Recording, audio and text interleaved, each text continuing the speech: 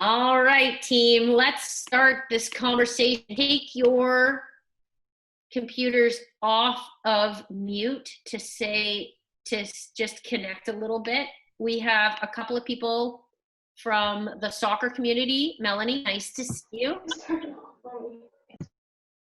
Have you ever met this team of talent that is Naya and Ava? Have you ever met them in competition? Not in competition, but I do remember the lovely ladies from the event out in the Durham region. So, all right. So you saw how much of an impact we can have when you teach them how to believe in themselves. yes, definitely future leaders. I loved hearing them speak at the event. So great job, girls. So excited. We have Chris Williams. I don't know if you've ever met Chris, Melanie, Bradley, Chris Williams. Melanie and I know each other, yes. The Adidas. Yes, that's right. How are you? Good. How are you, sir? Good. Hi, everybody. Hello. Nice beard. It's like I just shaved. the bearded monsters. And we have Raphael Root. How are you? Hello. Hi, everyone. I'm doing well. How are you, Nancy? It's nice to see you. It's great to see you guys. Are you still at Princess Margaret? I am. And is it a connected community online? Is it easy to work online? It is. It is. I'm finding that I'm getting a lot of work done, just by my lonesome, rather than the office for some Without reason. interruptions? Yeah, exactly. Yeah. Sweet. Raph, I need you to meet Naya and Ava. I don't know Hello. if you've met them. It's Olympian soccer national. You were Olympian hockey national. I don't know if you've met each other. If you Yes, met each we other. have. along the We way. have. Yeah, no, we've met at a few events actually, the PWHL, and it's been awesome. Yeah, I'm really big fan of your work, Sarah. Ah, yes. How are you? Yeah, great to see you again. Your lip color is fabulous. Thank you. Oh my God, I'm working on my Zoom readiness. I know everyone's talking. It must be working. Thank you so much. Nancy, Sarah. Carmelina, man, you've raised the bar. Now I need, seriously, I didn't even brush my hair, man. I thought this was Zoom. Now we've got Danny Wall with the red lipstick. What the hell? I can go put on my my sweats. I have no issues with that. I was just in them, so no problem. So I have to take the guilty plea on that one. I got ready for this. That's I awesome. didn't expect, so here we Can't go. believe it. Hi, Claudine Patrica. Claudine Patrica, we've introduced you before. She's one of the superstars that I've worked with in the past, somebody who makes my heart sing and who I've dedicated years and years to helping thrive and succeed because I am so impressed with how she changes the world.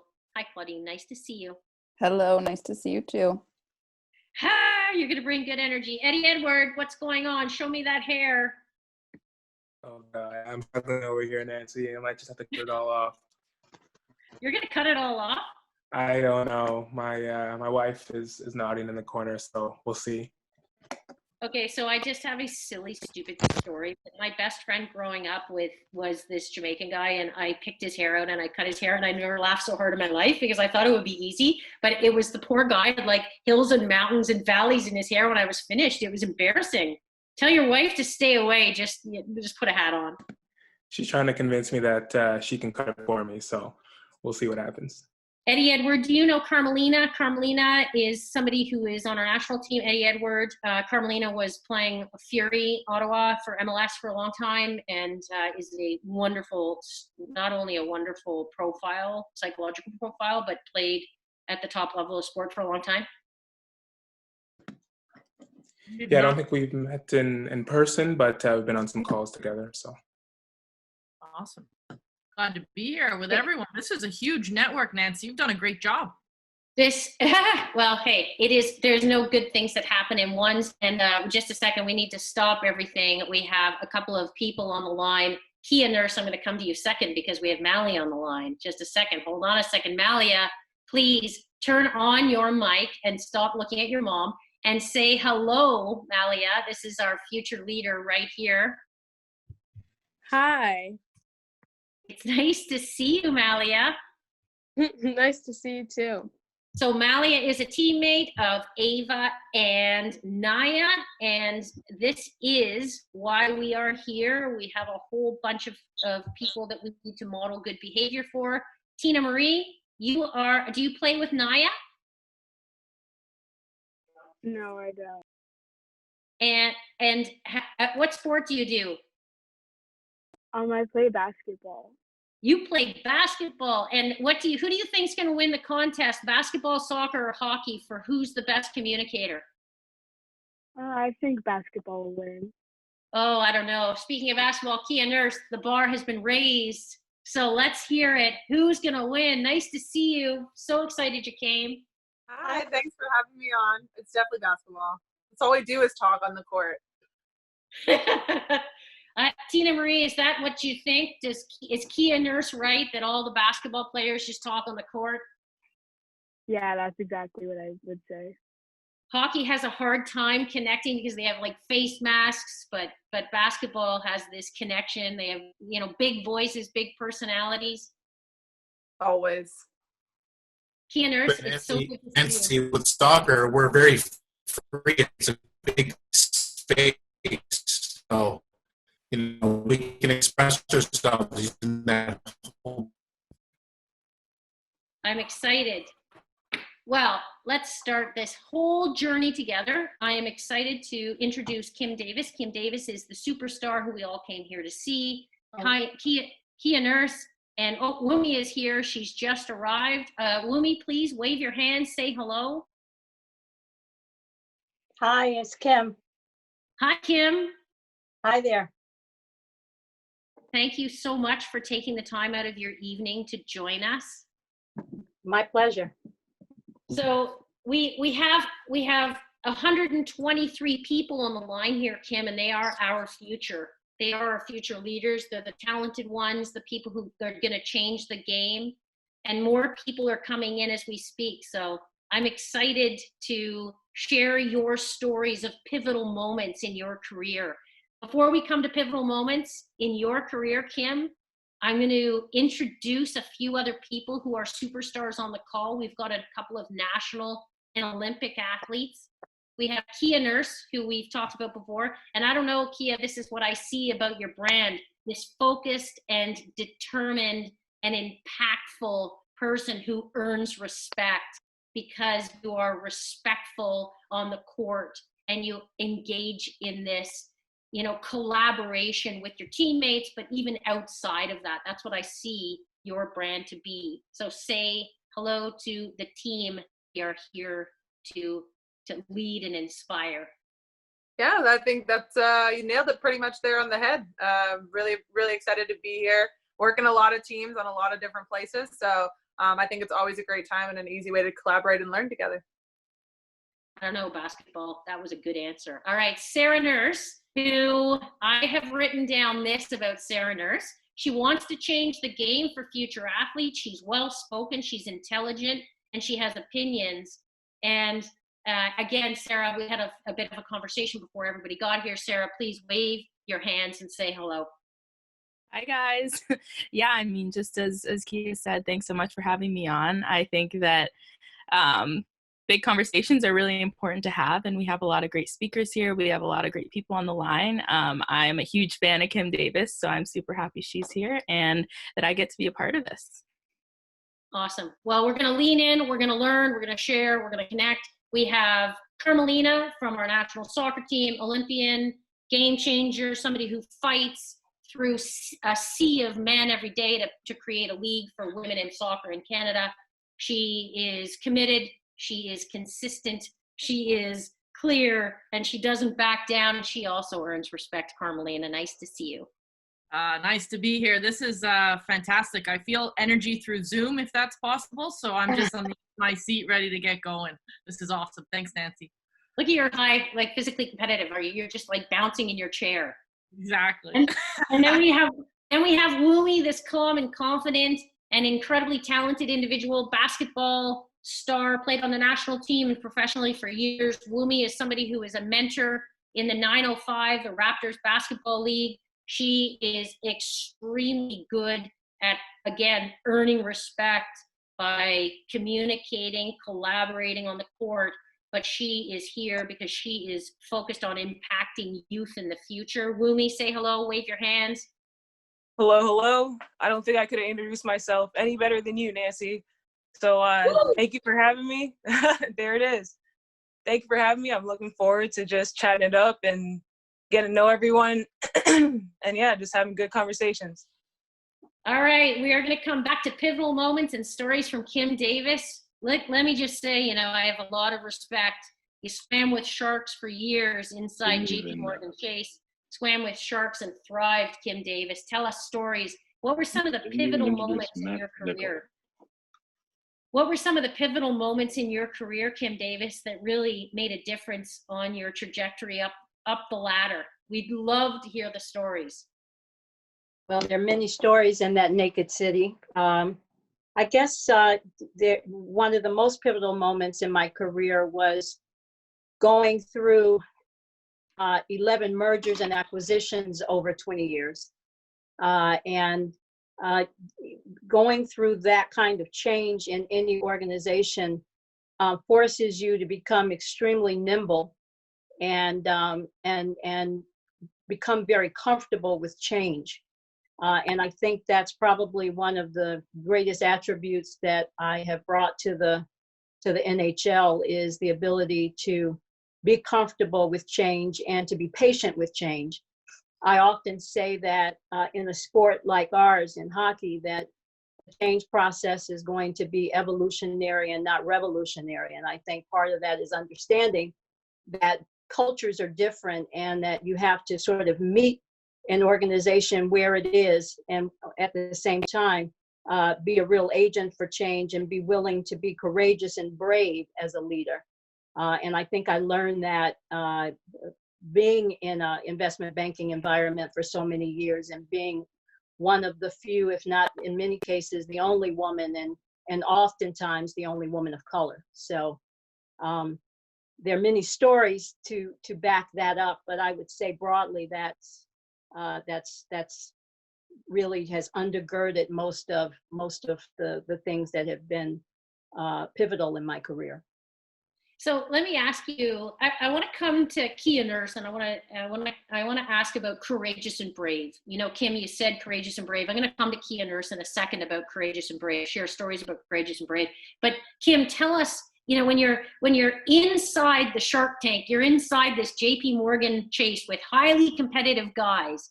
How did you function every day? You know, they're so competitive with each other. They're so competitive with you. But what I see and hear in you is this patience, this quiet core confidence that people just lean in and want to be near you. They trust you. They respect you. And so often in environments like that with these bombastic male personalities that we start to fight kind of toe to toe with them, but you've been this patient and, you know, like you said, evolutionary, not revolutionary. And how did you go to work every day? What was the mindset that you adopted every single day that you walked into that office? Well, I would say that my story and my courage begins with my upbringing. I was fortunate enough to grow up around really, really strong, trailblazing women. My paternal grandmother, Dr. Rose Butler Brown, was the first African-American woman to get her PhD from Harvard in 1929. And she was one of two women in her class in the PhD program. And the other woman, who was a white woman, would not study with her. We won't even talk about the men not studying with her, but the other female wouldn't study with her. And despite that, she graduated second in her class. And the messages that I got from her very early on was to face down fear, that fear was something that you have to learn to live with. And despite fear, in spite of fear, that you have to journey on. My mother graduated from University of Chicago with an MBA in the early 60s, again, a trailblazer. And so my models of leadership were were very, very strong. And I grew up very confident as a result of that. I went to an all-female college, Spelman College, which nurtured that leadership. And so when I entered corporate America in the early 80s, I wasn't threatened by men. I knew I could hold my own. And my journey was very much about really competing with myself first, which is what I was taught to do. When you compete with yourself and you win, everything else pretty much takes care of itself. So that's really been the way I've conducted my career and my career journey. Okay, so I just need to freeze for a second, because there are a lot of people on this call that I teach how to communicate. And what I need to highlight is Jaskaran, Jenny, Amber, all you guys, listen to how effectively Kim communicates. There are great pauses. She has great cadence. She's very clear in her answers, very passionate.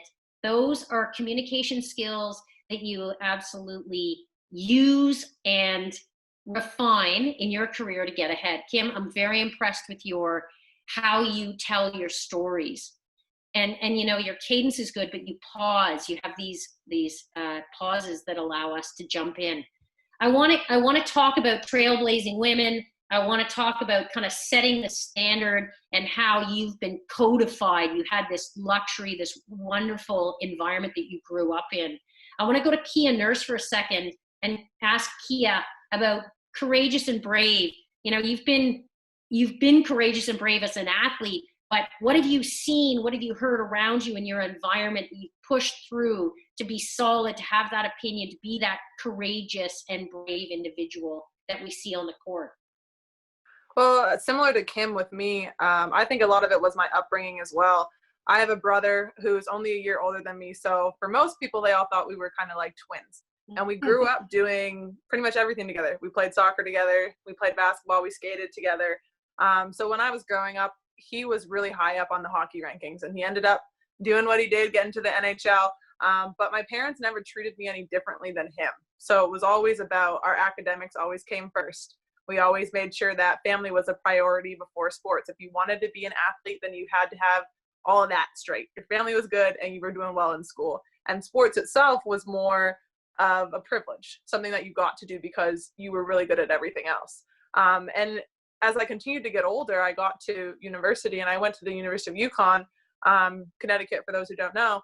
And at that school, it's really different from everywhere else because women's basketball is technically liked a lot more than men's.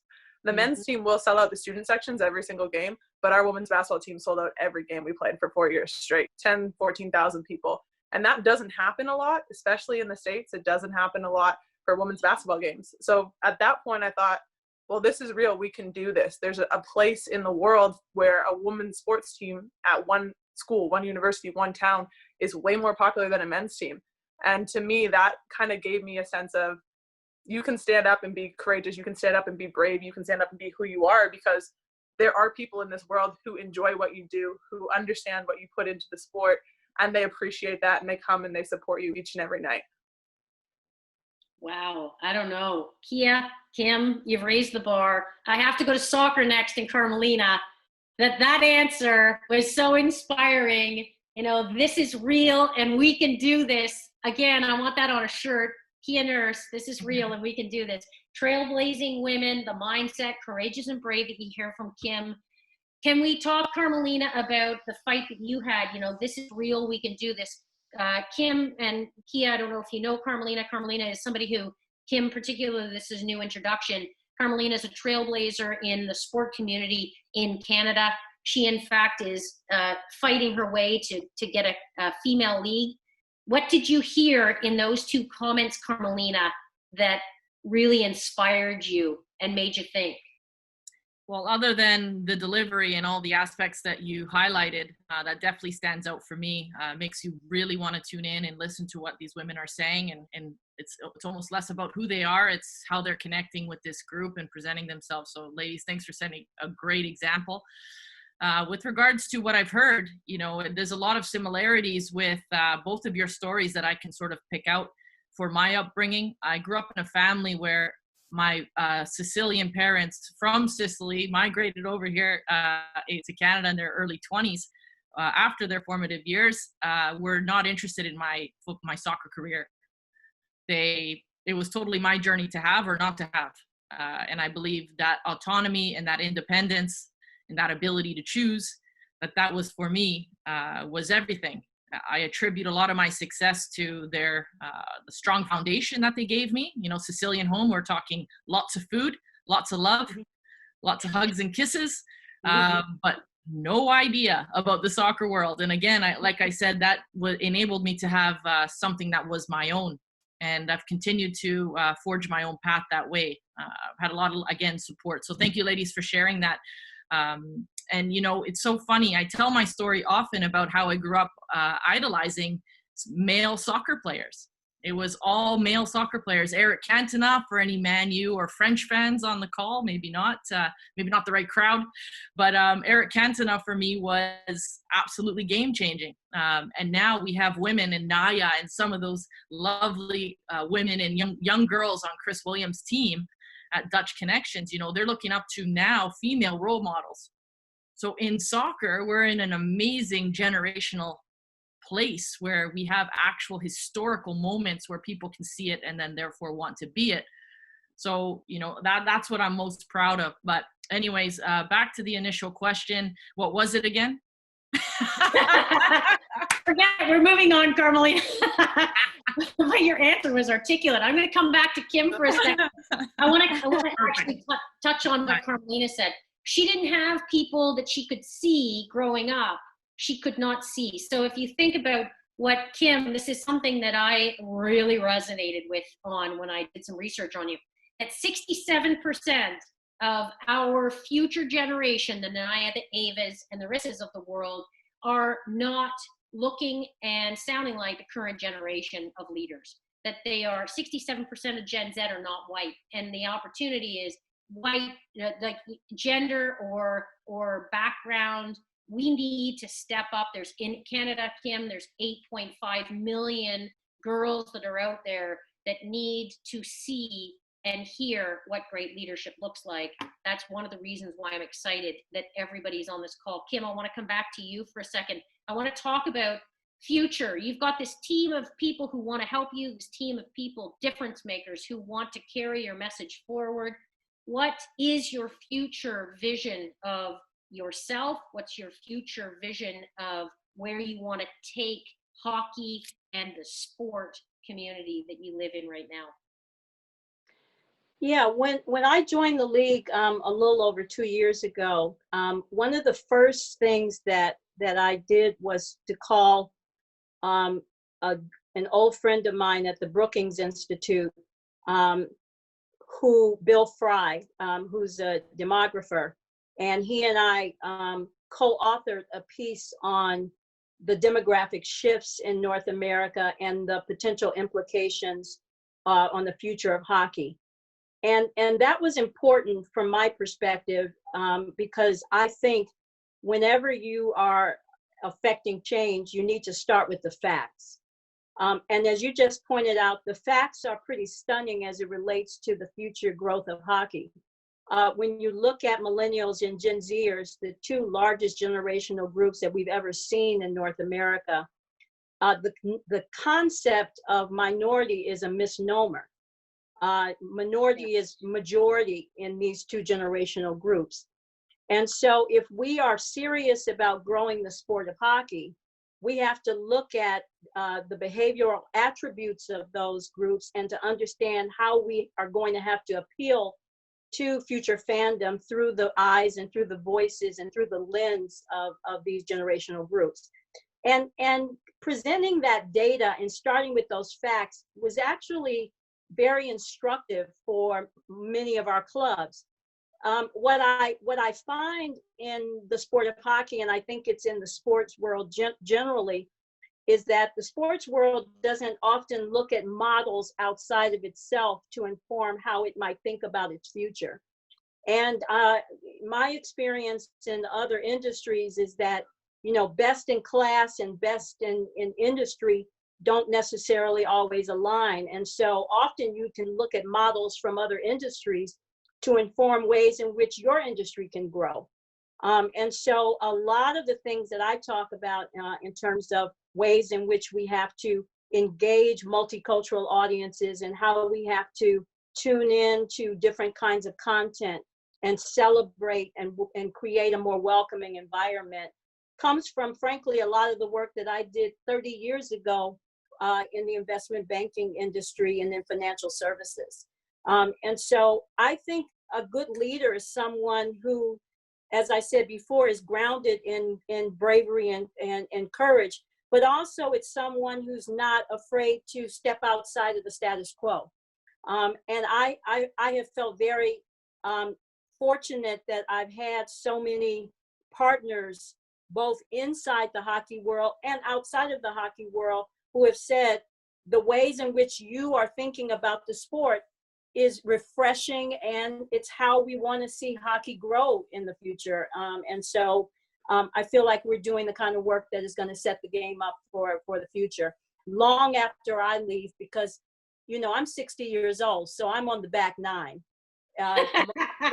My work is really about future generations, and I'm inspired to do that because I'm the mother of 2 grown children who I have watched navigate the world of sports and now are in their respective careers. And I want to make the world a better place. As corny as that sounds, I really do believe that. Well, you already have. Even in this simple conversation that we're having, you've changed the lives of over 100 people by your comments. Listen to the chat bar, these texts that I'm getting, how much you are changing their whole vision. Like, they know and they can believe.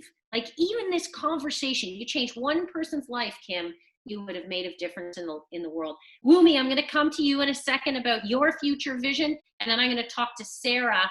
I want to roll Matt Nichol, who's now on the line. He just got off a call with the NHLPA, and he is a superstar, incredible, humble leader who is the ex-CEO of Biosteel. Matt Nichol, we pull you into the conversation in a second, but I want to come to Wumi. But before we come to Wumi, I want to point out one of the things, you know, you said refreshing, Kim, that people have come up to you and said, it's refreshing. The stuff that I'm hearing from you, Kim, the fight you're fighting, the words you're saying are refreshing. And I need to freeze for a second and go back to the talent on the call.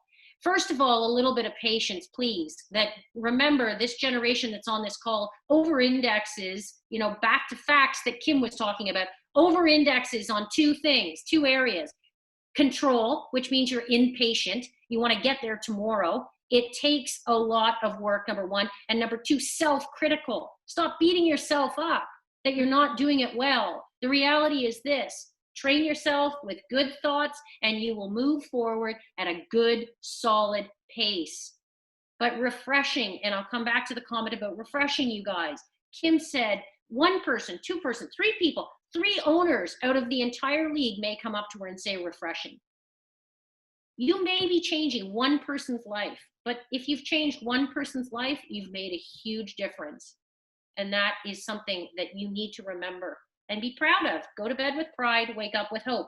Love what I hear from you, Kim. I think I could listen to you all day. Wumi, please join us.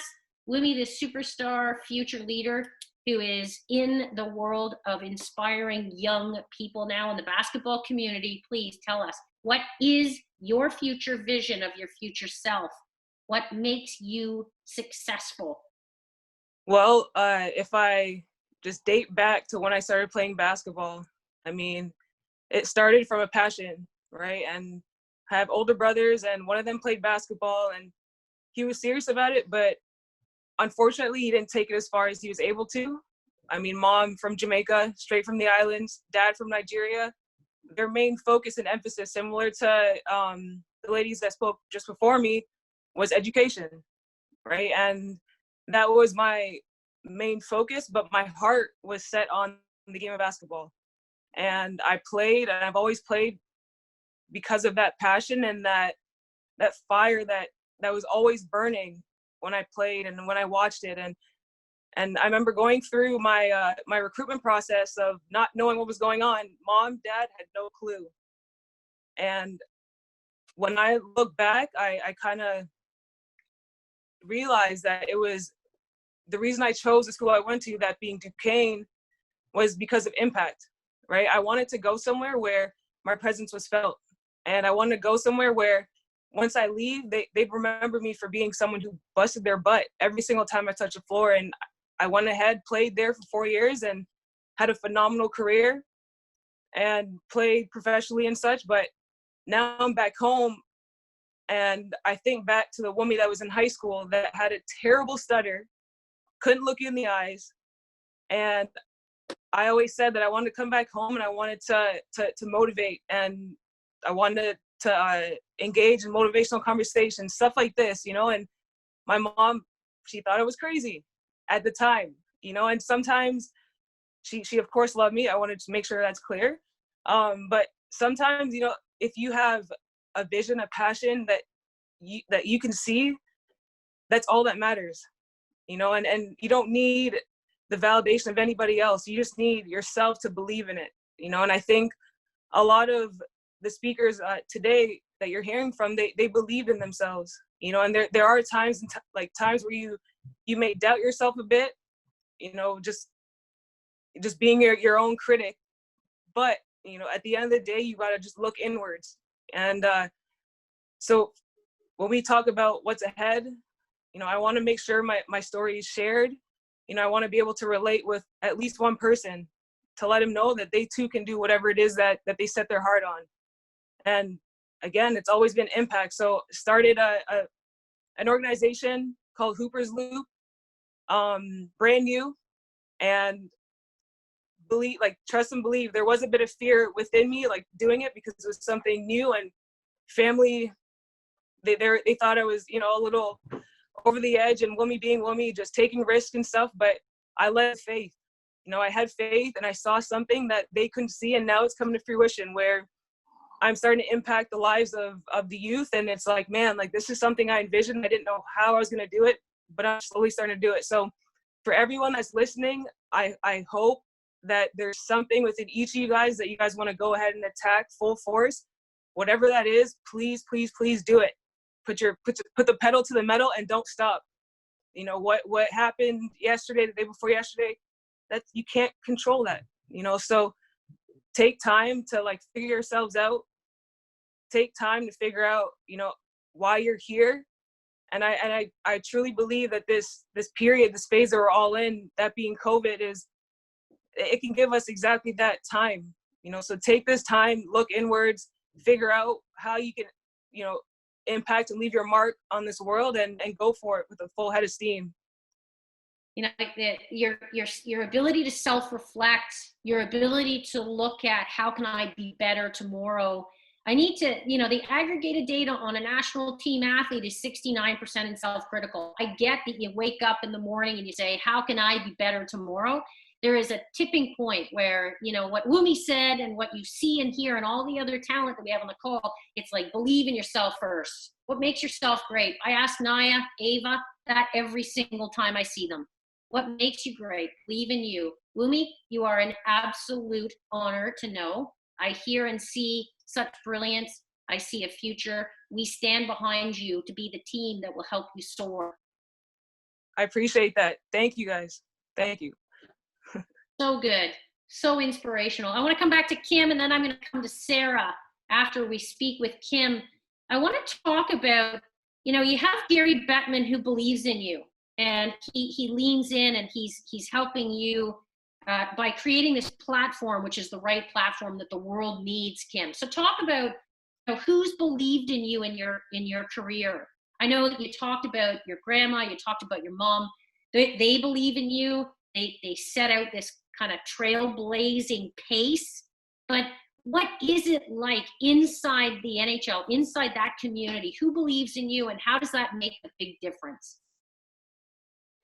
Yeah, when I joined the NHL in December of 2000,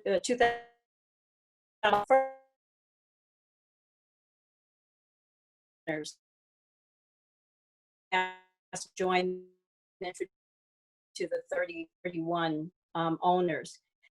And soon after that, as I began my work with the club, I had 4 owners who reached out to me and made it clear that they were very alarmed with the ways in which I was thinking about bringing change to the league. And that was hugely encouraging because throughout my career, I've always had great sponsors and mentors. And I draw a distinction between a sponsor and a mentor. A sponsor to me is someone who has the juice to make something happen. They can provide psychosocial support, but more than that, a sponsor is someone that can help navigate your pathway and to help make things really happen because they have the power to do that. Often a mentor is someone who may not be in a position of power to help you, but they provide what I call that psychosocial support. They help you with your personal career goals. They provide good insight to you. They encourage you when you're down. You need both. And so in the 2 years that I've been with the league, I have amassed a number of sponsors, both owners, presidents, CMOs, general managers across the league. And these are my go-to people. These are the folks when I have an idea that I'm not quite sure how it's going to be taken, I'll call them and get their insights. I've spent a lot of time visiting markets so that I understand some of the unique challenges that are happening in NHL markets. And so building those relationships is important. And so, you know, between sponsors and relationship building, I think that has been one of the real signs of early success with the league because relationships count and relationships really are everything. Okay, so let's talk about, first of all, before we get to, I want to come back to that because I want to talk about very aligned and relationships are everything. And that is something we talk about in our class, in life, period. It's such a good thing. The one thing I would encourage a lot of the guys on the side to do is, if you have questions for Kia, Sarah, Wumi, Carmelina, Matt Nichol, who we'll bring in a second, if you have questions for them, tag them in a chat bar because they'll engage in that conversation on the side. Totally fine, totally cool with that. I'm making that assumption that they're all okay with that, but I'd say they're athletes, they're okay with that. So let's come back to, you know, when you first started out in 2012, you had a couple of owners lean in and say, really aligned, really aligned. Did they do that separately or did they do that collectively? Because I see that these conversations happen kind of clandestine and it's like they're testing the voice of the future. Did they happen in a isolated instance or did they happen in a collaborative instance? They were separately. They weren't collaborative conversations. They were individual. And I think one of the things that you learn early in your career, at least I probably made some mistakes and sort of tripped up on this, is that everybody isn't going to express their form of leadership the same way. And so you really do have to sort of understand the ways in which you need to engage and utilize your sponsors and your mentors. For example, there's one owner who I call upon often, and he gives really sound advice to me, but he's not someone that is going to be very vocal and visible in his points of view as it relates to change. He's very conservative that way. I don't judge him around that because his advice and his counsel to me privately is very, very, very useful and very important. On the other hand, there's a president of another club who is very, very vocal and very willing to demonstrate his points of view and his leadership around certain issues. And I call on him in a different way than I call on this particular owner. So you really have to meet people where they are and appreciate their own unique styles, suspend judgment around that, and to utilize them in the ways in which are going to be most beneficial to your ultimate goals? God, your answers are so good, Kim. They're clear, they're concise, they're personalized. Oh, I'm so impressed. We need to be the army that's going to carry your message forward. The world needs to hear you. Okay, so I'm going to talk about, I'm going to come to Sarah, nurse. I'm going to come to you after. And Sarah, I'm going to ask you about what does your future you look like and sound like. I want you to share your vision. And before we do that, I'm going to switch over to Matt Nichol for a second, because you know what we heard from Kim was you need a sponsor and you need a mentor, and what, you know, that you're going to get different profiles of different people. Be very intentional. And I hear this from Oprah, you know, be very intentional. I'm a huge Oprah fan. I love that word, intentional. When you're looking for the sponsors or the mentors, who you spend time with, who you align your brand with. And, you know, one of the things that I see and hear in Matt Nichol is that he is this huge, egoless, but very, and I'm going to say powerful, he's going to hate that word, but humble, strong, value-centered leader who helps other people along the way. And for me, that's the definition of leadership. We are here as leaders to build future leaders. That is our opportunity. It's our privilege. Matt Nichol, please join in. First of all, thank you for being you. Thank you for joining us, this egoless rock of awesome. What do you see as the biggest difference that you can make in sport? I know you work in hockey as a back trainer, as an influencer of the players. What do you see the biggest influence that you can have in hockey, Matt Nichol? I can't wait to hear your stories. I want to start by complaining about one thing first. You just told Sarah what her question would be and gave her 10 minutes to prepare for it. I want to make a note of that, but it's okay. I'll deal with the adversity and I will adapt and overcome. So, first of all, it's very humbling to be on the call with so many great people and the other women on the call you've assembled. It's pretty amazing to see. And I think that I will answer your question probably, although like Carmelina, I might get a little sidetracked. But I do want to say this is that I think it's important in case it doesn't come up later. In all of the stories, whether it's Sarah, or Kia, Carmelina, Wumi, Kim, it's always a story of you know, this passion that they have. They're self-driven, they're self-motivated, which is not to say that they didn't have mentors and people to motivate them, but I think a lot of it was self-generated, and a lot of it comes across in many ways as a bit of an underdog story, whether you're a female in sport or whether you're a female of color in sport, or Wumi, who spoke like so eloquently, who just said that she had a severe stutter at one point. Like that must take an incredible amount of bravery to get on this call with 140 people talking. So all these people, and I, you know, I don't know if I'm paraphrasing like an old concept or Malcolm Gladwell or whatever it is, but I think some of these people probably have been successful because of that, not despite that, and that they've learned, you know, at a very young age that they had to overcome obstacles and they had to overcome adversity. And the last time, Nancy, you and I spoke, we talked about adaptability as being the best ability or the most valuable ability. And that's something I preach to my athletes all the time, is that, you know, it's being adaptable, being comfortable with change, everything that people have spoken about already. So I think obviously there was hard work. Obviously there was God-given talent and abilities, but I think that I don't want everyone else on the call who might not be a basketball star or a hockey star or a star of business to discount, is that you might perceive your situation, you might perceive yourself to be an underdog. You might perceive your situation to be, you know, less than optimal.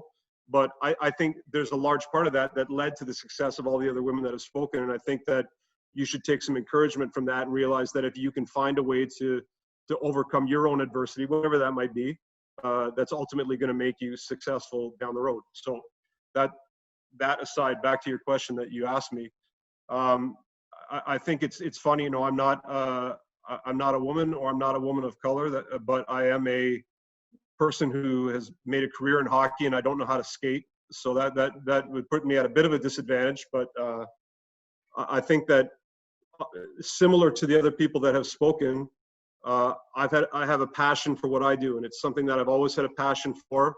I would have preferred, you know, at one point in time to be like Kia's dad out on a football field, but you know, I wasn't good enough. So I've done the next best thing to do what I do.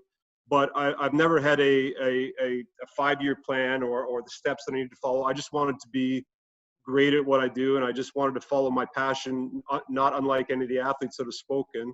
And I think that being able to do that in the sport of hockey, even though that wasn't a sport that I played, it's not that wasn't part of my upbringing or my experience. I was a football player, so for me to work in hockey, it's really not about hockey. It's about following my passion of helping people achieve their dreams and their goals, helping them be the best they can be. So for me, it was stepping outside of my comfort zone. It was getting involved in a sport that I wasn't familiar with. At one point in time, it was moving to a city where I really didn't know anybody, and I had no job. I had no paycheck coming in, and just grinding my way through. Is my business that I've started now, I only started after I got fired, and fired very publicly from a job, and had to start over again with really no savings or no plan or anything. So I think the one similarity or the one constant with everyone else here is that we have a passion that has driven us to be the best that we can be or achieve what we can have achieved, and we've all overcome, no different than everybody else on this call. We've all been faced with adversity and obstacles, and we've all overcome them, and hopefully we'll continue to do so. One of the things that we've heard from Matt Nichol is that he always says this one little phrase that has really resonated with the students, and it's struggle builds strength. That it is the struggle, it is the adversity that allows you to push through to develop that grit-like concrete foundation of awesome. Matt Nichol, every time you speak, you make me smile. But you never smile, but every time you speak, you make me smile. Your statements, your comments, your confidence, your humility is absolutely something that I admire. And when I actually compliment you, your mouth goes kind of funny. It's you're embarrassed by the compliment. All right, Sarah Nurse, you're on. I want to hear your stories. We want to hear about your future self. And like Matt says, we gave you a little time to prepare. But I see and hear greatness in your stories that you share in, the work that I've seen online. You have a vision, you have, a stand, you have a voice. Share with me what your future vision of yourself looks like and sounds like. Of course. I mean, I try to look to people that I want to emulate. I mean, Kim Davis is a perfect example. I've been able to have conversations with her over the past few years, and she's somebody that you want to emulate. The way she carries herself, the way people regard her, the way she speaks so eloquently, I think is incredible. And I think that a lot of young girls should look up to people like her. I think just that goes back to that point of representation is so huge, and in whatever industry, whatever field, activity you're in, representation is so important. And so in our little female sports world, it's so important to have those female role models and have people for little girls to look up to, because that's what's going to help them. It's what's going to keep them pushing and driving and really wanting to be the best versions of themselves. And I think when I look at my future self, I think it comes with a lot of personal development. And I mean, I'm 24, and so I have gone through a lot of personal development, and I think that we're constantly evolving and constantly changing. And ultimately, I want to be a real force to be reckoned with, and I want to be somebody who pushes myself to be uncomfortable and pushes myself in those situations to become a better person, to learn and to grow. And I want to be somebody who, demands respect. And I think that's the way that I'm going. And I want to really be a leader in the sense of I want people to see my actions, because, anybody can talk, but I think it's so important that you really need to back it up with actions, and you need to have that real foundation. I think that I love these conversations that we're able to have, because we have so much diversity, and having these conversations, I think in any successful business or organization or team, diversity is so important. You can't have 15 or 20 of the same type of person, because you're not going to get anything accomplished, and you're never going to grow and evolve. And that kind of goes back to that future self. But ultimately, I think as women, I want to be somebody who lifts other women up. I think there's so many women across so many industries that are breaking barriers and doing amazing things in the world, and just being able to lift those women up and really support them in their fight, because ultimately we're all after the same thing. We all have different passions, but we want to leave the world in a better place than what we kind of got it in. Wow, that was incredibly well said. Inspirational, clear, Very impressive, Sarah. I'm motivated and inspired to continue to get to know you, to share your story with the world. Thank you. I want to come to Naya. Naya, just be prepared. I'm giving you a little bit of heads up. We have a question for Kimberly from Paul. Paul is one of my current students. He's somebody who has reinvented himself. Paul, you can tell your story, hon. You share, please, with everybody a little bit more about you. You have a question for Kimberly. Before we get to your question, Paul, Naya, are you ready to come on after Paul? Yeah. Okay, I want you to ask a question of somebody that you've heard today, okay? I have a question. Okay. Hold on. You're gonna ask the question of Kim Davis after Paul, okay? Okay, yeah. She's all prepared. Look at that. Steps up. Be proud. Woohoo! So proud of you. All right. We're going to come to Paul. Paul, what's your question for Kimberly? And share a little bit about your story. Hi, Kim. Thanks for joining us all tonight. Really appreciate it. Thank you, Paul. I was mentioning to Nancy, your path is pretty fascinating to me. My family, my sister is ambitious professional in corporate banking. My brother-in-law was a investment banker for a while. He left to start his own venture capital fund. My mom volunteers for the Rick Hansen Foundation, and my sister-in-law works with a nonprofit that does work with kind of impoverished communities around the world. And as Nancy said, I'm sort of working on reinventing myself and finding a career in sports. So your story just kind of checks a lot of boxes in our family. I just wanted to throw in there to the nurse family. I lived in Sault Ste. Marie for 7 years, so I watched Darnell play all the time, and it's cool to see what he's accomplished. And Sarah, it was awesome to see all the women play at the NHL All-Star game this year. And Kia, I honestly not the biggest basketball person, but I know that New York was able to draft Sabrina Ionescu first this year, so it's probably exciting to think about what you guys can accomplish together. But moving forward, I was just going to ask you, Kim, I'm sure there's plenty, but in your experience, is there any barriers that you've had to deal with and overcome that you feel like is something you want to get rid of or make easier for the people that come after you? Oh my God, we could spend a whole session on me talking about the obstacles and the barriers over the course of the past almost 40 years in some form of corporate America. I would say that the pivotal moments for me were first when I had my daughter, who is 34 years old. So 1986. And that was at a time when companies and managers could ask you if you were committed to your career. And that put women in very difficult positions, right? Because I was hugely committed to my career. I always knew that I would be a better mom if I was a working mom. I never had any question about my ability to balance work and family. And there are many ways in which I define that, but I guess the greatest definition of that for me is you can have it all, but not at the same time. And so you make choices and trade-offs throughout your career and your life. But I remember I was working for the marketing manager of a small bank that was ultimately acquired by JP Morgan. And he asked me, are you committed to your career? And I felt so nervous about that after I had my daughter, I came back like in 6 weeks. And the first year of her life was a real blur. And I vowed after that when I became a manager and I was in a position of power, that I was going to be hugely supportive of women and men who were parents. And I say women and men because often, particularly today in your generation, Men are staying at home, and men are caring for children.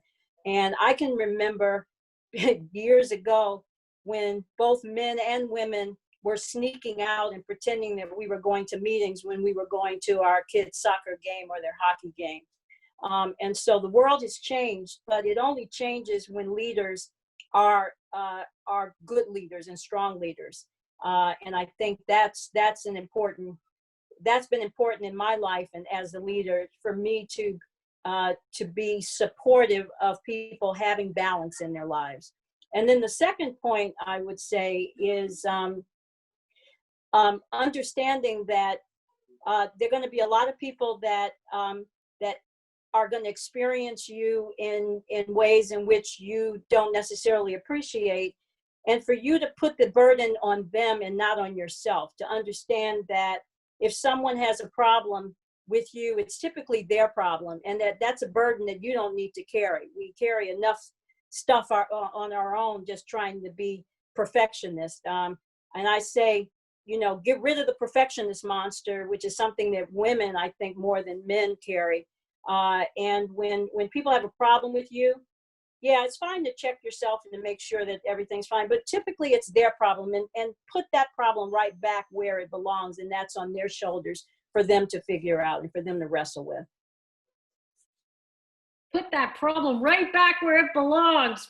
Please, everybody, freeze on that. Put that problem right back where it belongs. Kim, I don't know if you know a little bit about Paul's story. Paul was a superstar in the pilot world. He had just been asked by one of our largest airlines to be an instructor within their community, and he was run over by a drunk driver, snapped something in his neck, and ultimately is in a chair. That is a side story, really, because for him, that has not let him stop him. He is all about resilience. He's all about positivity. He has no anger. He has grit.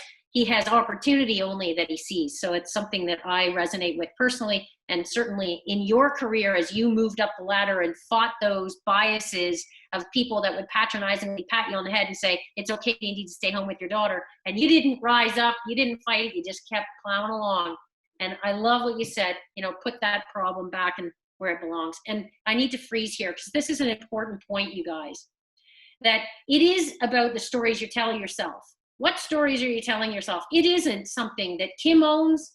It is something that person who has a problem or has something in their head that's the wrong story, that they own that. You don't own that. You're not going to make friends with everybody. You don't want to make friends with everybody. Ultimately, you want to have a strong opinion. I am excited to hear that, Kim. We need that to be shared with the world. We have a couple of questions from Naya and Arissa. Naya is, I think, 15 and Arissa is 16. And then I want to come back to Kia Nurse. And I want Kia to talk about what she's heard today. And then I'm going to come to Carmelina after Kia. But before we do that, Kia, I want Naya to stand up and ask Kim a question. Hi, Kim. Hi, Naya. So I read an article about you, and it said that you like to stand up and give a voice to people who have been shut down. So my question is, how do you know when to support for minorities or people who don't have a voice without being looked at differently or excluded for standing up what you believe in? How do I know when to stand up? Yeah, and how? Well, I think that the greatest message that I can deliver to anyone is what I often call the 3 Ps: passion, preparation, and purpose. And it's something that I learned early on from my grandfather, who always talked about living in your purpose and your passion, but always having that undergirded by preparation. So often when I talk to people, my message is one of clarity and authenticity, and that is, number one, make sure that you're prepared. People can't take preparation from you. They may not like you, but if you're prepared, that's something that you are going to own, and it's something that you're going to feel proud about. Once you're prepared, make sure that you are passionate about what you're doing. If you don't have passion, in my opinion, then when those dark days and those hard days come, it's really going to make all the work that you're doing feel so heavy, and it's going to feel more like a burden than an opportunity. And your passion, I think, happens when you are purposeful about who you are and why you are where you are.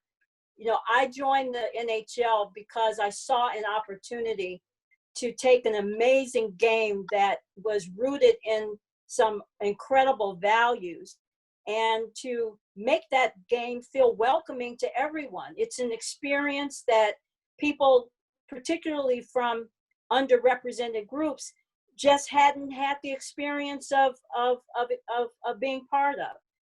And so this tribal nature that I saw in the sport of hockey was something that I said, if we can make everyone feel like they were part of the tribe, just imagine how powerful the sport of hockey could be in terms of creating and helping to build stronger and more vibrant communities. That, to me, is the intersection of preparation, passion, and purpose. And I think that, you know, I don't try to impose my views on people. You know, people have enough views on their own. But I do try to be inspiring in an authentic way. And I think the 3 Ps are a message that I deliver often. I hope that answered your question. That was a long-winded answer to a short question. Thank you. Okay, so I teach, Kim, what I do is I inspire people to understand how effective and important communication is, that communication isn't about the person speaking, it is about the audience that's receiving the information. And what you do so well, and what we just heard from Naya, was how she planned her question and she personalized her question. She raises the bar for everybody else on this call. So proud of you, Naya. Okay, we're going to come back to Arissa has a question for a couple of people. She is a 16-year-old superstar, was an athlete, but now is in regenerative medicine. I paused because I certainly am not an expert in even articulating those words. I'm going to come to you in a second, Arissa. I want to come to Kia for a second. Just, you know, what have you heard in the last couple of minutes that really resonates with you, where you want to add your personal opinion in what you've just heard? Well, I think one of the big things that's been said quite a few times is the word passion, right? And what's really interesting about passion is that I think it looks different for everybody. And sometimes I feel like because of the society that we live in now, and for the younger ones on this call, you guys will understand this. I grew up kind of just on the outside of the social media world. So we had like Facebook, we had MySpace. I wasn't allowed to have until I was 14. And now I'm growing up and I have Instagram. I have all the fun stuff, Snapchat, Twitter. And we live in this world now that we see everything instantly. And we feel like the passion that someone else shows on their social media is the way that our passion is supposed to look. The way Michael Jordan had a killer instinct is the way that LeBron James's killer instinct is supposed to look. So I feel like right in the world that we live in now, I get this question all the time. It's like, how do I not compare myself to the people that I see on social media? Well, a lot of people, unfortunately, deal with the fact that our self-worth or our confidence comes from how many likes we get, how many retweets we have, how many people are following us. And that's not necessarily true. I think when you're looking at a passion, a lot of times it's, I put out my best foot forward. I put out what I want you to see. Nobody's going to put out a picture in their worst outfit because they're not going to get enough likes for them to want it, right? So I feel like one of the things that really is important in this is that when you're looking at what you want to do, and because we compare ourselves to everything that we see every 5 seconds on the internet, it's really understanding that we're not going to look the same as someone else. What I do really well on the basketball court, someone else might not do so well, but they'll do something way better than I can do on the basketball court. And I think that's something that when I think about passion, I think about the fact that it's not going to look the same and the fact that some days it's going to be boring. It's about doing the same thing over and over again and feeling like the days that I don't want to do it, those are the days when I get it done. So there's days I don't want to lift because it's the same lift that I do every single day.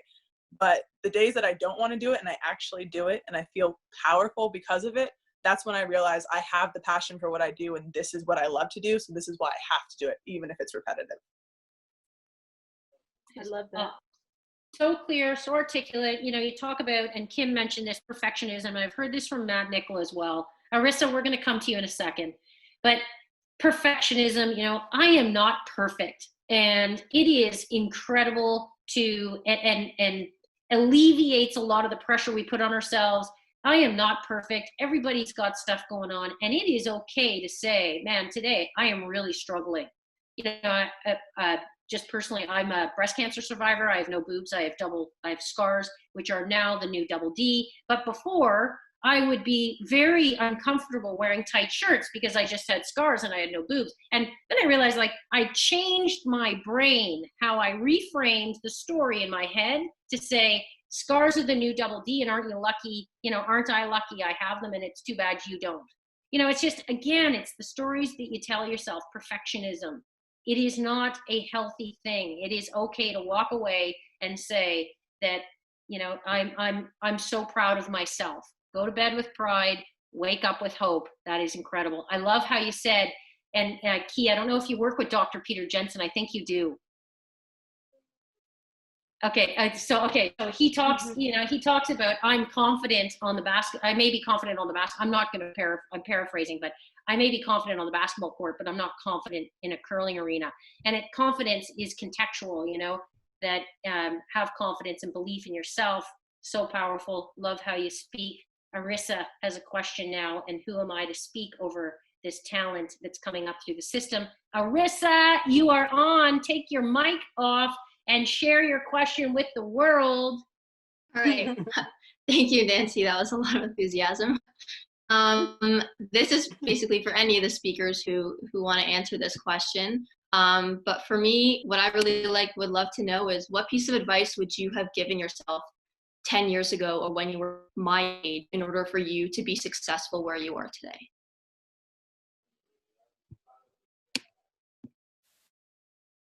Arissa, who are you asking the question of? Were you asking that of Kim or all, or? Honestly, anyone. Sure, Kim, you can answer that if you like. Kia would be great. Any one of you. Even Wumi, that'd be cool. Well, it would have been many more than 10 years ago for me. But I guess the thing that I would say to my younger self is really patience. Understanding that Rome wasn't built in a day, and that you learn and you become wise with time.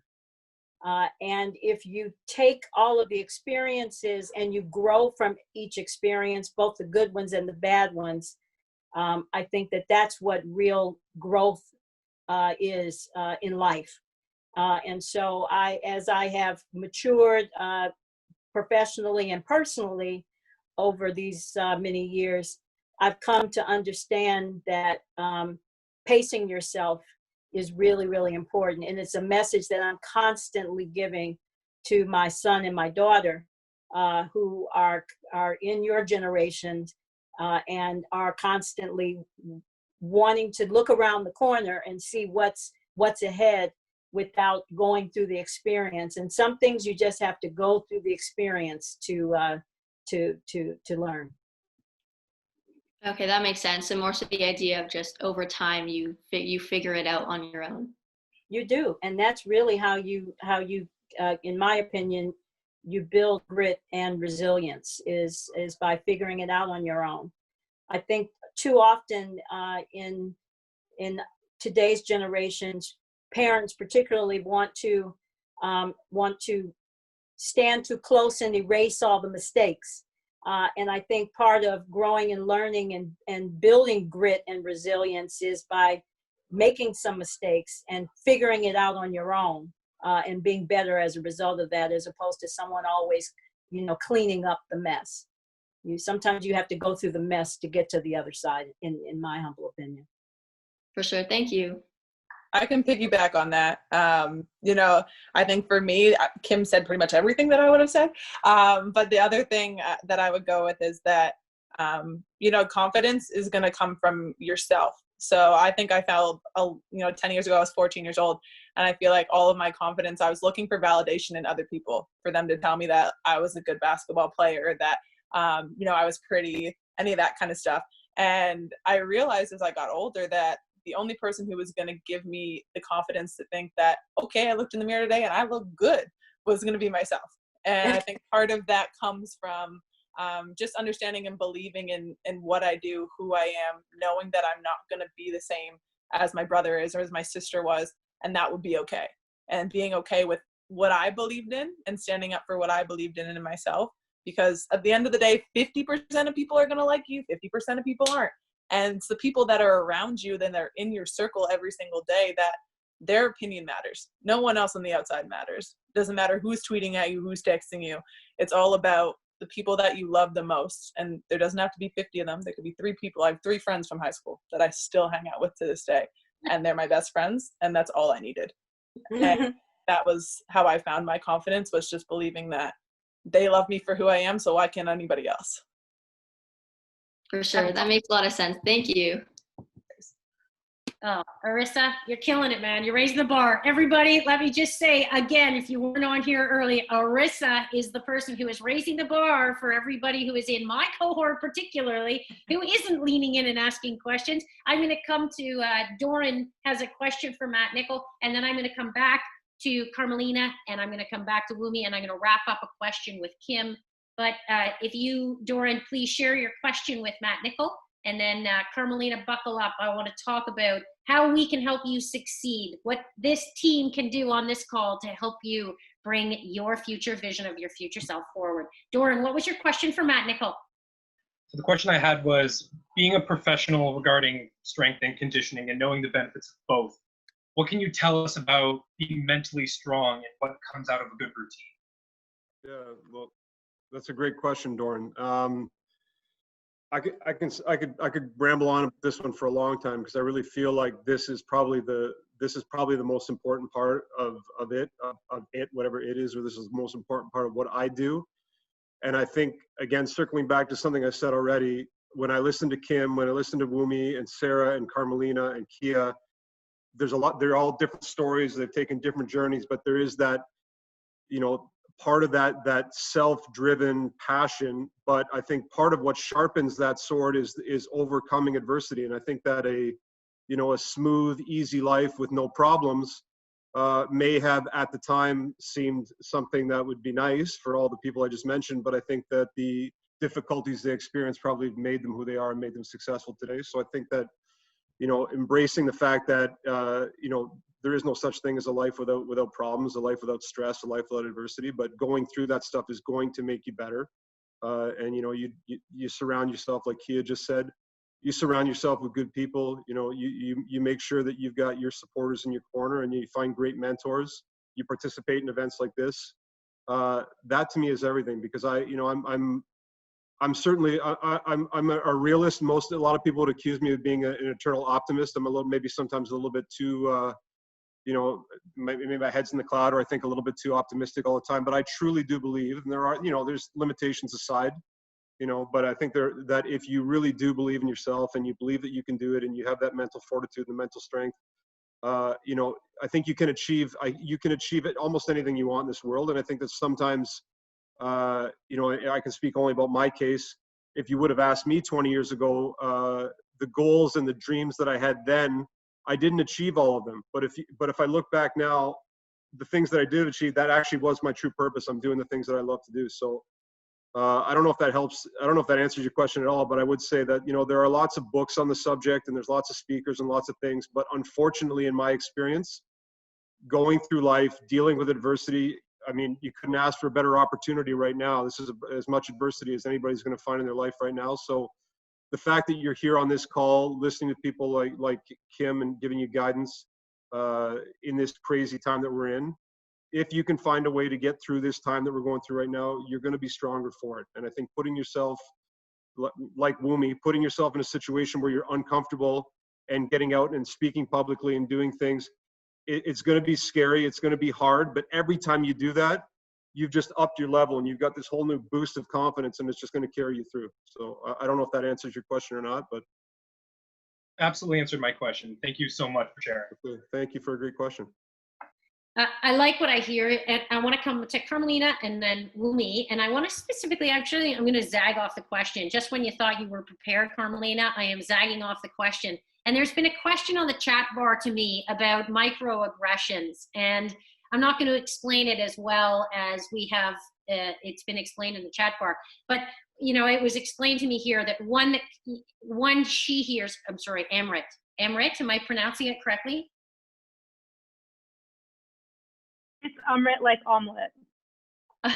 Okay, so we have, you had explained in your example, one that you hear quite often is you're well-spoken for a minority. And I like that clarity, because I want to come to Carmelina specifically for that. And you know how you sometimes have environments where there are backhanded, what they think are compliments. How are you managing through that? Can you share your story, Carmelina, that you shared with me the other day? You know, how you approached that type of comment from other people that you were speaking with. I don't exactly remember which story, but another one came to mind, so I think this is relevant. So I was actually in a meeting with, it so happened to be an older gentleman in our workspace in my company. And we're sitting down and I'm sharing the future vision of women's professional soccer, and I am so excited about it. So I'm sharing it and making sure there's, you know, ample opportunity for him to feed back what he's hearing and feeling, more importantly, with when I'm speaking and the concepts I'm presenting and sort of that vision. And half of the comments, nice, Nancy, I notice your work there. So half of the comments that were coming back my way were extremely condescending. Like, oh, that's such a nice idea, isn't it? And I looked at him straight in the eyes, definitely about double my age, and I said, do you realize you're being condescending? Right there. And I think he didn't realize, and maybe he didn't feel he was being that way, and that's okay. And I said, you know, that's just how it's making me feel. I'm not putting my feelings on you, but I'm just allowing you to understand that when I present this and you say things in that sort of tone, it's not well received. So it's probably my issue. I will deal with it, no problem at all. But I'm letting you know, yeah, not great. So high level honesty done with love and compassion and intent. And I owned that moment. I didn't blame him for how I felt. But I think it was important for him to know that in future situations, he may or may not change. The likelihood is he will not change, but I stood in my power. So I was happy with the way that I handled it. And all you can do is handle it the best that you can on the day. And that goes back to, I think, Arissa's question. I wanted to add one thing to your question about what I would have told myself when I was 16. You know, you can only do the best with what you know at the time. Make the best decision you can. And then that's how you build trust with yourself, because you can never go backwards. So all it is a lesson, whether it was the best decision or the worst decision of your life, it was just an experience. So that's how you build trust with yourself. So I would just tell myself to do the best that I can with what I know and what I feel. So Nance, I'm going to go back to your original question, because I don't ever want to forget a question of yours again. So you basically said, what have I heard tonight, or what's resonated from what the other speakers have said? Yeah. So there's something that I use a lot in my day-to-day now, and as an athlete, but now as sort of a retired athlete in the business world. And it's sort of this little acronym. So I always say identity drives action, which drives feelings about self and others about you. So the key to this is that I would say, this is anecdotal, this isn't data-based, I would say 90% of the world wakes up and they feel something that drives their actions, and then therefore becomes their identity. It's flipped. So if I woke up every day and acted on how I felt, I'll tell you right now, I'd never work out another day in my life, because I don't want to do it ever again. I did it for a living. I was paid to do it. All the other things, I don't want to do that anymore. So in fact, although we all know physical health is really important, you know, I have to now go back to my identity. Who do I want to be? I want to be a healthy, holistic human being. What does that include? Probably working out once in a while. So all that to say, that's something that's really, really helped me. And what I've added in during COVID, believe it or not, this has been almost a light bulb moment for me. Although I've really operated by that acronym quite a bit, you know, I equals A equals F. I'm not a mathematician, so I'm moving away from equations. But, you know, for me now, it's also wrapped in love, compassion, and empathy. Because the people we once were, the identity, the person I entered COVID, and all the stress that's now coming with COVID and all the feelings we all have, by the way, that's what's uniting us on this call. You have to wrap it now. So who I want to be can't be who I am every day. And if I let that affect my identity, no chance. I've worked too hard to become the person I am. So I give myself a little bit of empathy and say, you know what? I'm worried about security. I'm worried about X, Y, and Z. Maybe I can't be aspirational today, or 100% aspirational might be 10%. So yeah, that's sort of what I've heard, meeting people where they're at, and that includes myself. That's good. Meeting people where you're at. I love that. And include yourself. A little bit of self-love. Freeze. People, when you go to bed tonight, what I need you to do, remember, when you sleep, you codify thoughts. That's when your brain takes all of the information and it codifies it. And what do you want to codify? You want to codify that pride, that little bit of self-love. Be proud of yourself, Christy. Be proud of yourself, Wumi, when you go to bed tonight, how well you spoke tonight. Wumi, what did you hear today that has inspired you, that's changed your life, that has been impactful, that will help you carry yourself forward? What are a couple of things that you've heard that really made a difference? You know, I'll say the one thing that I've heard, you know, throughout this whole conversation is just the emphasis on you, the individual, you know, and like everything starts and finishes with you. You know, you can't control what people think about you, and rightfully so, that's their business, right? Like we noted earlier. But I always believe that only you can be the best version of yourself, right? So with that being said, like there's got to be some sort of pride that comes with looking in the mirror, you know, and forget the double taps and the retweets like Kia mentioned earlier. And man, I remember growing up and looking for that, you know. It wasn't quite the likes and the retweets, but it was more so the head nods, you know, and waiting for someone to pat me on the back and trying to find myself through other people, you know. And for anyone who's familiar with like getting a relaxer or a perm and stuff like that, like that's typically when your hair, you know, like people of color, typically we have kinkier hair, you know. And growing up, I wanted straight hair like my teammates, so I got a perm, and it was easier for me to manage. And you look at me now, it's all gone, you know. And I just want like all of us to just be comfortable with ourselves and feel a lot of pride with the person that we're becoming, you know, because there's beauty in every one of us, and it's up to us to just continue to look inwards and dig deep and explore who it is that you're meant to be, you know, because this world is our canvas, and it's ours to go ahead and paint and make mistakes and turn it into art, because there is no mistakes in art. And I think we're all that right there. We're all art, you know. So be beautiful, let your light shine, be bold, be brave. Kim, you spoke about your 3 Ps earlier, and it reminded me of what I kind of drilled throughout my playing careers. It was E to the power 3. And it was, I wanted to do everything with energy, with enthusiasm and effort. And I wrote that in my locker, went into games, practices, and I wanted to be exactly that. I wanted to be a giver. I wanted to share my light. And I think we all have a light, and we just have to let that thing glow and just be you.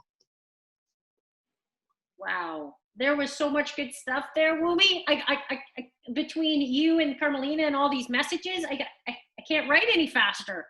You know, E to the power of 3. I love that. Again, it's making it's simplifying complexity so that you remember it. I'm going to come back to Kim. We've got to wrap up. We've kept her way over the time that she promised, and we really are honored by that.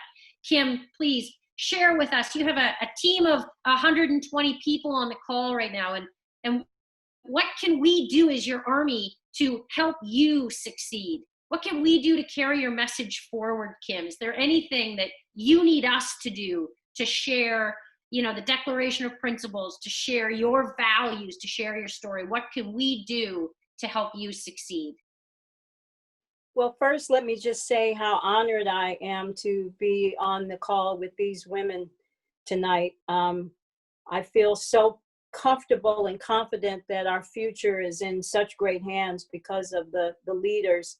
And I'm not excluding you, Matt. You are a leader in your own right, but this generation of young female leaders has been inspiring and left me with a great deal of hope. So thank you for including me to be part of this. You know, often when I think about the work that we have to do, it's what Kia said, and that is, you know, standing in your own power. I think it's really important that we use our power, and we all have different kinds of power in different settings, but that we use our power productively and for good.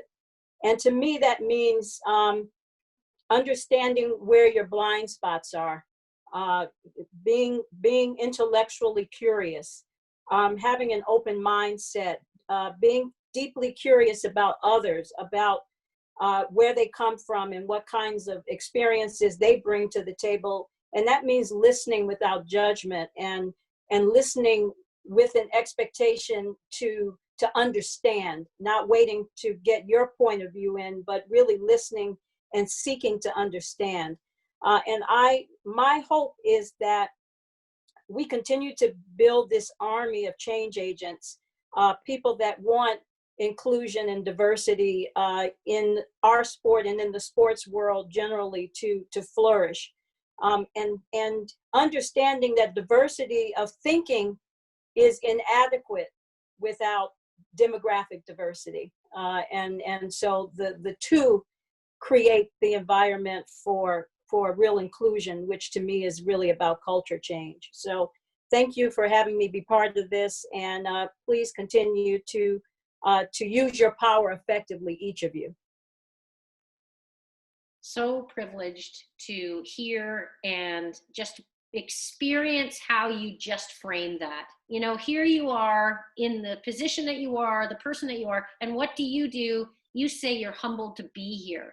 Like, that for me is just the exact representation of what leadership looks like and sounds like, leadership that's going to change this world, not puff up like peacocks and fight each other. The reality is, together with attitudes and energy and intelligent and communication style and connectedness like this, like you've heard from the leaders here today, we can make a difference in this world. So I hope today you have learned one thing. It would be privileged to see you guys carry these messages forward. And what I would do is reach out to your social networks and share one lesson that you have learned tonight. You share one lesson you've learned, you help one other person hear the lesson that you've heard. And that will ultimately continue the ripple effect.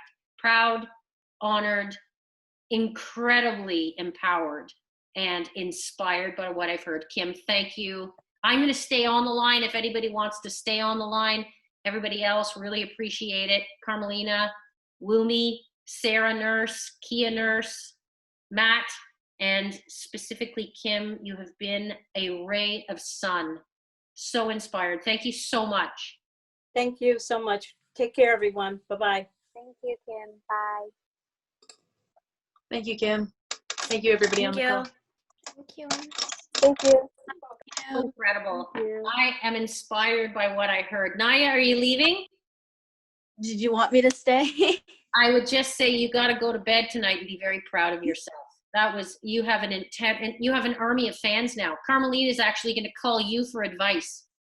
I was just going to say that. I turned on my mic. Good job, Naya. Well done. You did amazing tonight. Well-constructed question and so thoughtful. Thank you so much. All right, Naya, you go to bed. You got homework to do. Get out of here. We need to swear. Thanks for having me on. All right. Kia, thank you so much for joining us. Sarah, you guys have inspired an entire generation that will Continue to lean in. And if there's anything that we can do to help you guys succeed, Kia, Sarah, Carmelina, if there's anything that we can do to help you succeed, please connect with any one of us, because we will share your story. We are a network of people who care to make a difference in this world. And we were so impressed, learned a ton, and have those gold nuggets that will continue to motivate and inspire us forward.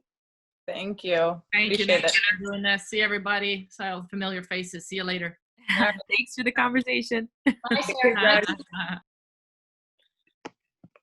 All right, you guys. Wumi, you heading out?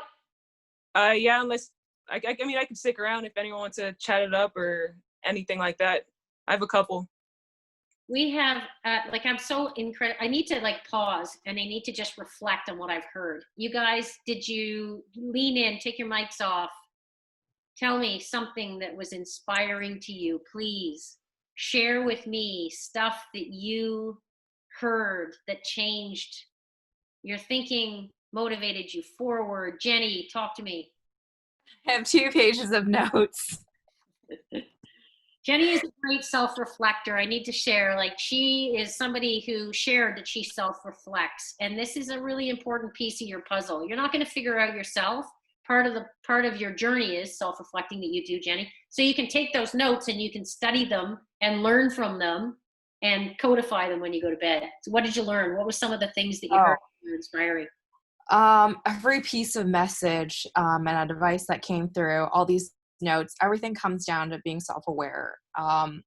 Knowing who you are, your experiences build you, and you can learn from them, whether it's a bad experience, good experience. And Nance, when you said that having no boobs is the new double D, I connected with that because growing up as a teenager, like, did have a chest, still don't, but it's great because you can run up the stairs, knowing all the small sports bras are always sale. And, you know, who cares? You can have double Ds, you can have no chest, as long as you own who you are. I totally agree. Kelvin, I know you're leaving. Kelvin, thank you for joining us. Jenny, honestly, one of the things that after I got over myself and after they told me, like, we can create boobs by, I told you the story in class, you know, we can cut your pecs and take some fat around your stomach and put it in here after we expand your pecs and tattoo some nipples on. I was like, what the hell would anybody want to do that? Then I'd have to wear a bra. And the reality is that is totally overrated. Okay, so tell me a couple of things that you learned, Jana, and then I want to come to Simi. I want Simi also to pipe in. Jana, what did you learn? I loved Kia's point about how everyone's passion looks different.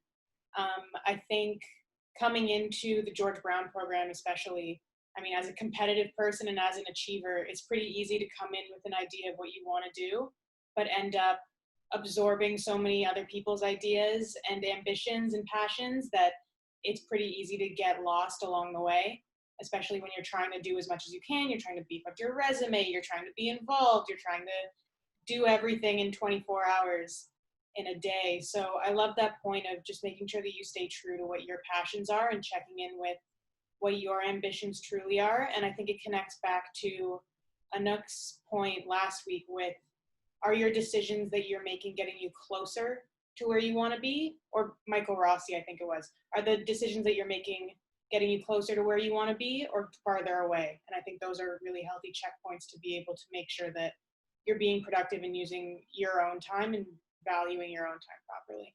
So good. So well said. So articulate. And I completely agree. You know, one of the things that I heard, and we heard today from other people, but we heard from Matt Nichol before, you know, worry about what you can control. And those are also messages that are so incredibly powerful. Worrying about what you can control. Don't spend time spinning stories in your head or telling yourself things or worrying about things you can't control. Simi, talk to me. Simi, find your voice there, young lady.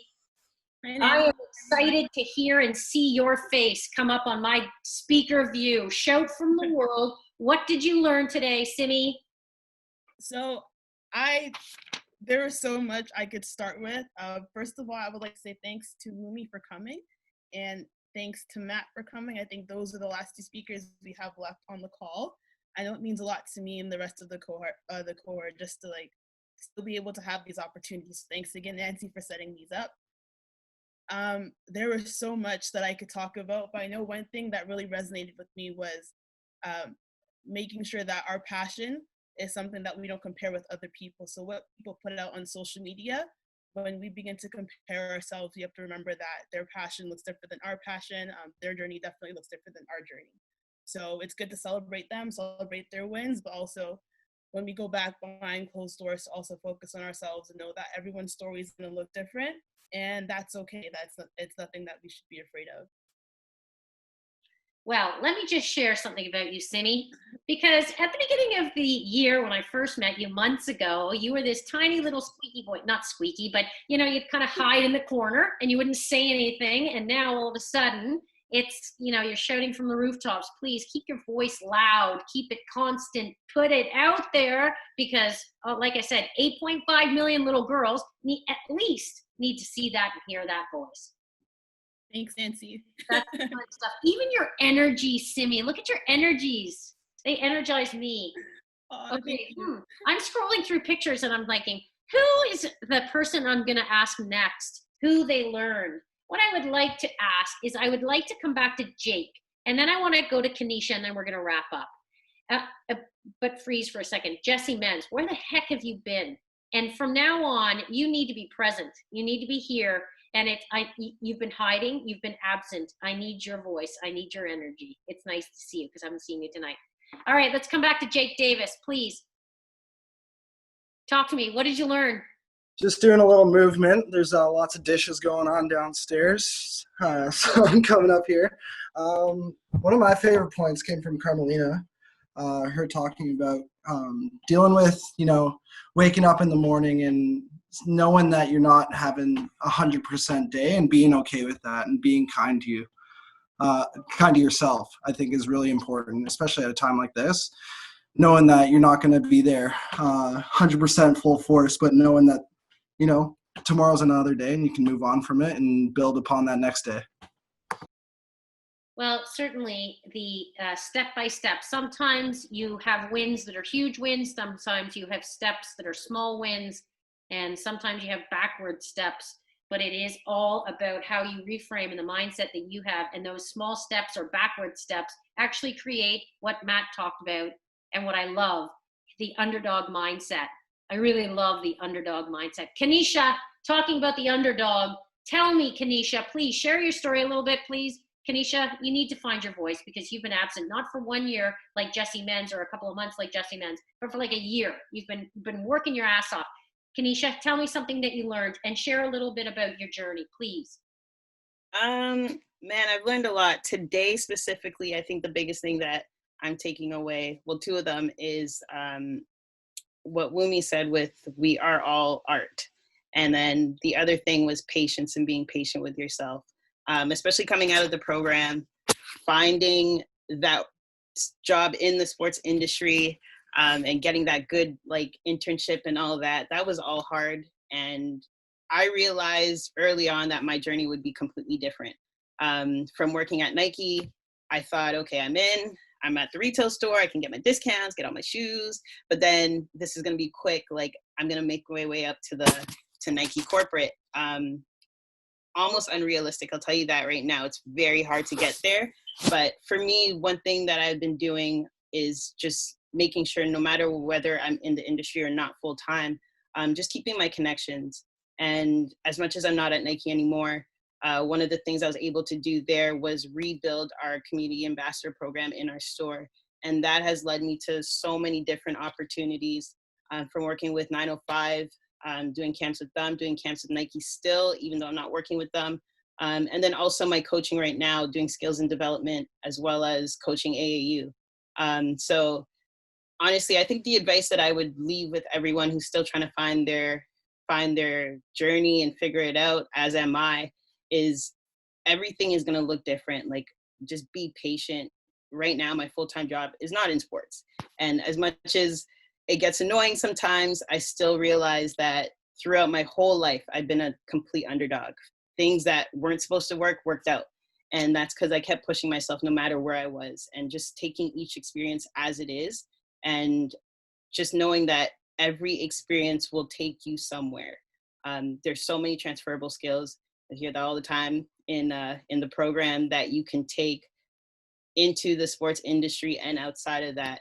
And at the end of the day, it just depends on how you are as a person. Are you able to adapt?